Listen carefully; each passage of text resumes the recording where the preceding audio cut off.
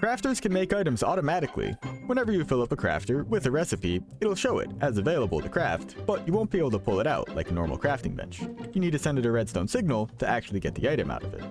Something unique with the crafter is how items flow into it with a hopper. They'll actually flow in one slot at a time instead of filling in one slot. And of course, only items that can fill in will go in. If I try to put the block of iron in here, it won't work. And we can use this to our advantage.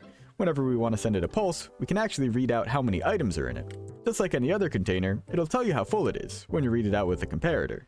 But instead of giving a percentage of how full it is, it tells you how many slots have items in them, including ones that are disabled.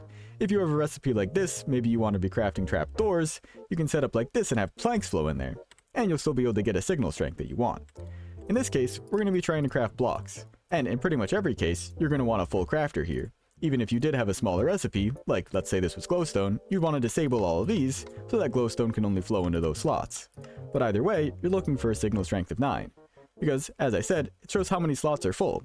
Whether there's 4 items in each slot, or just 1, it'll give a signal strength of 9 for there being 9 slots with items in them. We want to send it back to the crafter to power it. So we'll send power into this block using a repeater. Because if we use dust right next to the comparator, it'll compare with this signal, and we don't want that. So we can actually just power a block here, and send the power over to the dust here. So then when we have items in there, it'll send a pulse to the crafter and make the items.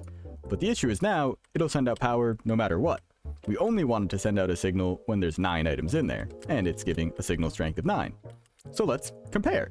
We can send another signal strength into the side here, and we'll just use 8, because we want to compare 9 with 8 here, and we'll get 1 after that.